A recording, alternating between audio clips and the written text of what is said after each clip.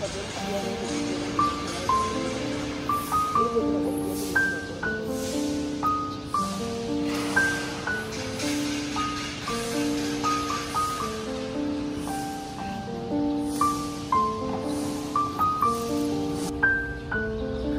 ano, bat.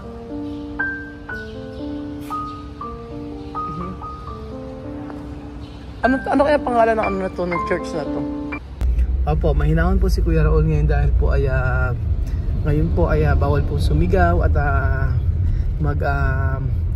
magsusumigaw. So tayo po ay ano lang,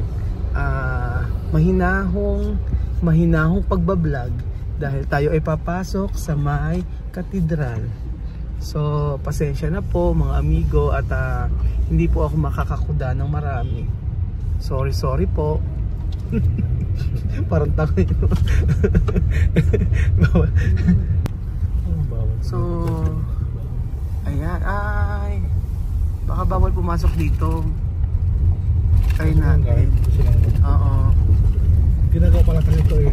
Ayan po mga amigo, nandun na po tayo. At ang tawag po dito ay ano, ito para siya sa may Munggomo. Mami, no? Kumusta Munggomo? Para sa may Munggomo. Como Basilica. Ang ganda, oh. Sabi nga ni Tia Cesa, ganyan yung sa may ano, Equatorial Guinea. Parang Basilica siya. Ganyan. Ayan. O, diba? O, may mga ganito siya. Oo.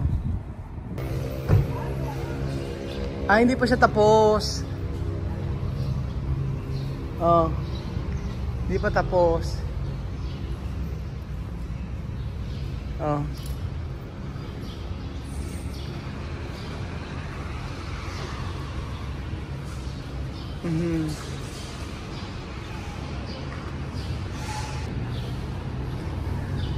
Meron na siya.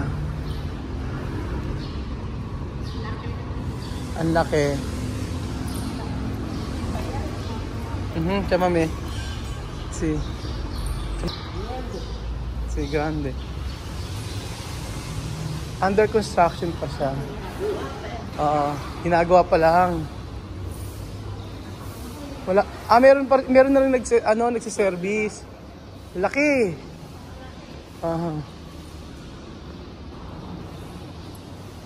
Meron sa taas.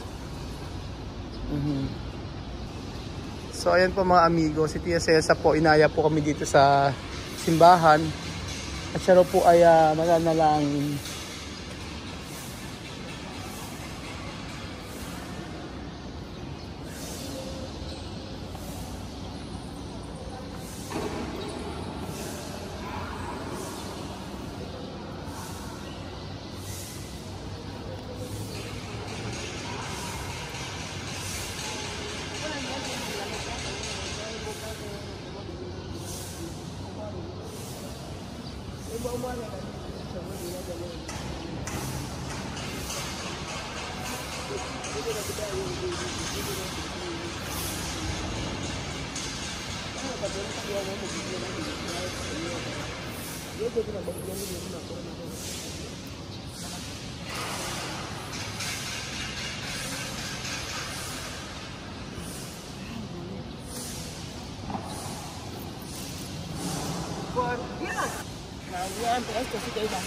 Basilica, no?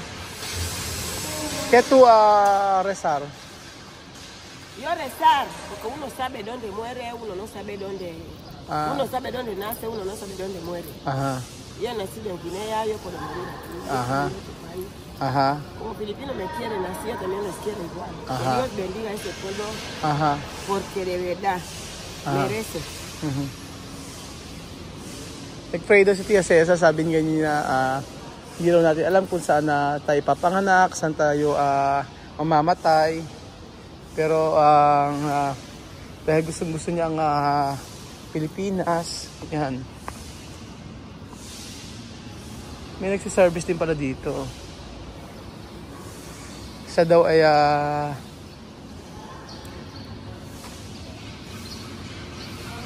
nagawa pa lang siya eh. Tagal ng construction ito.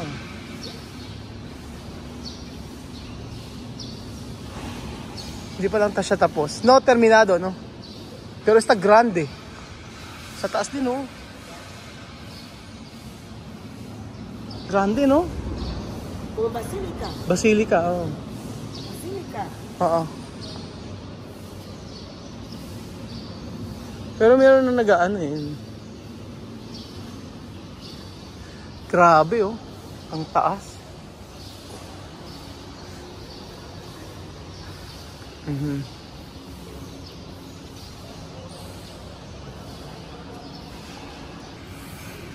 Esto como Basilica de Mongomo, no? Parang sa Basilica de Mongomo, mga amigo, napuntahan na ko po yun. Na-i-vlog ko na rin. Halos same na same siya.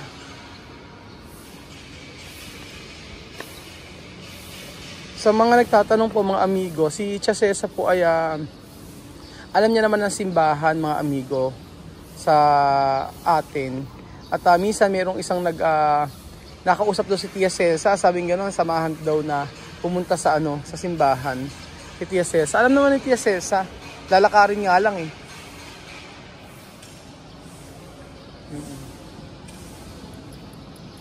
Laki, oh, Chame, bagong saki, oh. Laki eh. Yung sa taas, oh. Yan yun, oh. Ang ganda.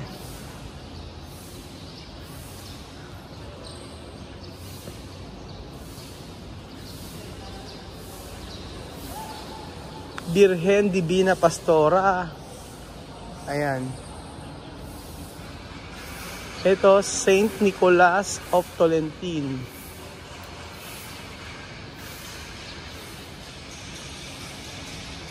Grabe. Tapos meron pa dito, oh.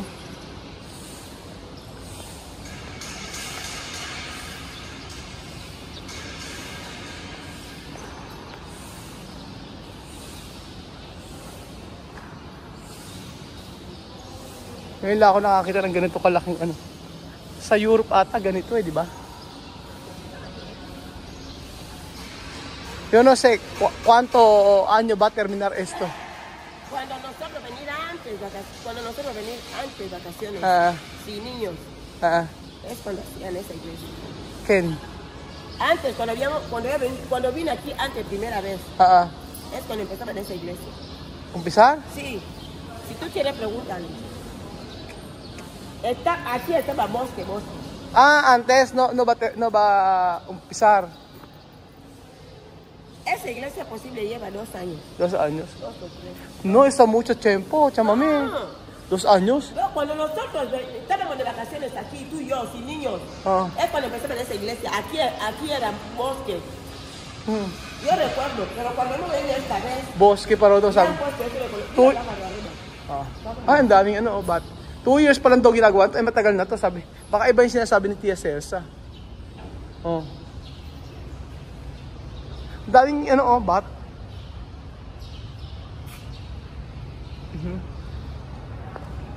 Ano kaya pangalan ng ano na to, ng church na to? Ayan. Tsaka may mga ano, oh. May mga rebulto. Ang lalaki. Patagal pa itong gawin, ano? Pero may nagsiservice na eh. Pag Sunday. Hindi lang siya tapos. Grabe, no? Yung donation yun dito, no? Oo. Cuando vinimos de vacaciones, Este sitio estaba bosque. Eso mucho tiempo. Este sitio, donde está esa iglesia, estaba bosque. Algo así como está este. Así. Matagal na to. Di ba, mami, matagal na to? Oo, hindi lang siya 2 years. Sabi niya, may 2 years daw. Matagal na itong ginagawa. Buhay pa si Christian, andito na yun. Oh, matagal na to. Siguro mga ilang years siguro, more than 10 years na, no? 10 years na mahigit, 15, gama-ganon, no? 15. Oo. Paano ga? Oo, mga 15 years na. Tingnan mo na, puro simento lahat yan. Sakay po si Chamam eh. Umalis, mag-picture si Tia Cesa. Oo.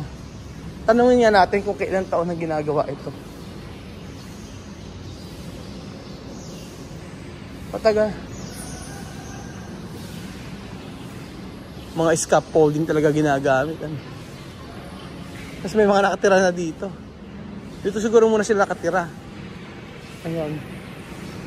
May naglilinis.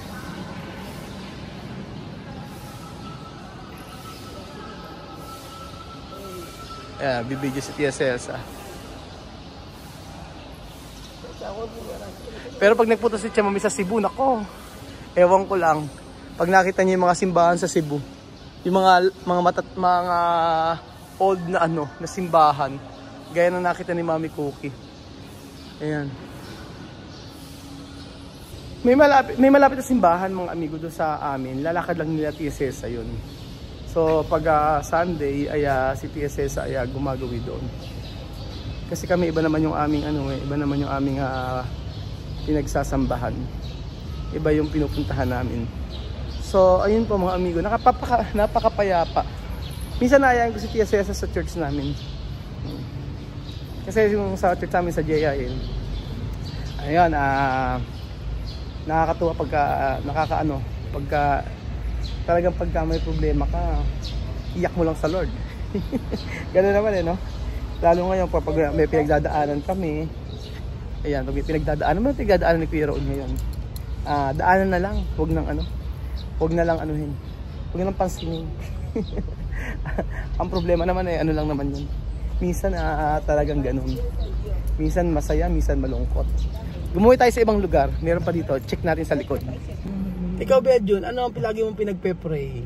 Huh? Ano ang lagi mong pinagpe-pray sa Lord? More long life, health, about always may health. Laging health lagi. Ikaw, Tia Mami, ¿qué tú pedir a Dios cada día?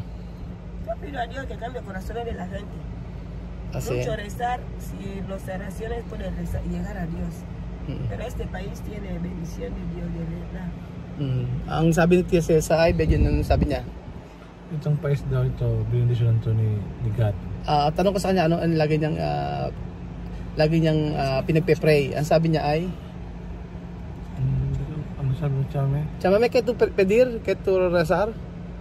Yo deseo que este país tenga paz, porque este país quiere mucho a Dios y Dios quiere mucho este país. Ang sabi niya? Itong mga basa na to ay napakalakas ng faith nila sa Panginoon, yung paniniwala nila sa Diyos, na maka-Diyos ang bansang to. Ayun ang pray. ¿Tú rezar así? ¿Tú rezar cuál? Yun ang intindi, ang sabi niya? Wala man, ang sinabi lang niya, pang sabi niya, pero ang sinasabi niya, ay, itong bansa tao dito, napakalakas ng faith nila kay God. Pero ¿qué tú rezar a Dios? ¿Qué tú pedir a Dios? Ya he pedido a Dios que haya Para paz tu familia. Sí, he pedido a Dios que haya paz en el mundo. Ang sabi niya? Yo español. Naintindihan ba? No escucha español. Chawe, hindi ko naintindihan Espanyol. Explicar bien. ¿Qué tú? Yo deseo a Dios Ajá. por los enfermos, por la gente que Sí, tiene habla, problemas. sí. Por eso digo que por la gente que tiene problemas, con países que tienen guerra, con la gente que están enfermos, que Dios ayude en estas situaciones a todo el mundo. La pobreza, la gente que tienen hoy que no tienen que comer, que Dios le dé que comer. Así que haya paz en la tierra. Lo pido a todos en nombre de Cristo. Ano yun? Explain mo, alam mo na yan. Sinabi niya. Itong basa nga to, ang gusto niya palangin sa kanyang pamilya, magkaroon ng mga good health, sabi niya sa kanyang pamilya. At itong basa to, pinagpala daw ito ni God, itong basa to. Sabi niya. Ayun, sabi din Tia Celsa, ang mga tao daw dito ay mga taong nagugutom, di ba? Nagugutom, yung mga mahihirap, tapos ano pa sabi niya, may mga sakit, ayun, sabi ni Tia Celsa, ay pagalingin niya, sabi niya. So in general ay maging okay ang lahat, yun ang sabi niya Tia Celsa. So ayan po mga amigo, libutin natin unti-unti sana. Dito may inaano pa siya. May daanan po dito sa part na to. Ayan, ayan. Diba? Ito yung mga pinakagilid niya, diba? Grabe, sobrang laki no? Grande Chame. Basilica to. So ito pa. Basilica. Alam mo dati ano yan kala ko ganyan lang siya, walang kulay. Dati kasi walang kulay yan, yung ganyan, walang pintura. Ayan, para siya sa Tarlac, ano? Ayan, yung ganyan sa Tarlac, di ba? Ano gusto lang? Yung sa may Goshen. Ayan. So ayan po mga amigo, ito po ang basilica dito sa Cabanatuan. Hindi lang natin alam kung ano po mga amigo, kung anong pangalan ng basilica na ito. Yung basilica, Pag sa Basilica, dapat kikuha yan. Sa ayun po mga amigo, kami pa alis na rin po at may pupunta kami sa TSS. So ganun lang po yan mga kababayan ko. Minsan kapag nabibigatan ng inyong kalooban, pray lang po kayo. Magmamigat po ang inyong loob. At syempre po kapag ako laging pinag-pray na baguhin po ako ng Lord. Baguhin po yung ugali ko kasi may mga ugali po kung hindi okay, yun ang totoo. So para ang buhay naman ang buhay naman natin mga amigo parang unti-unti po yan. Kailangan nagpapabago tayo. Kailangan magbago tayo. So mas maganda yung akala natin wala tayong ginagawang masama, pero minsan yung sa pag-iisip pa lang natin, kapag minsan nakakaisip tayo ng hindi maganda sa kapwa, yun dapat baguhin na rin natin. Yun yung aking inaano ko minsan. Yun ang aking minsan binabago sa sarili ko. So ayun po mga amigo, si Chamame, ayun, laging masaya lang yan. Huwag mag-isip masyado. Thank you so much po at God bless.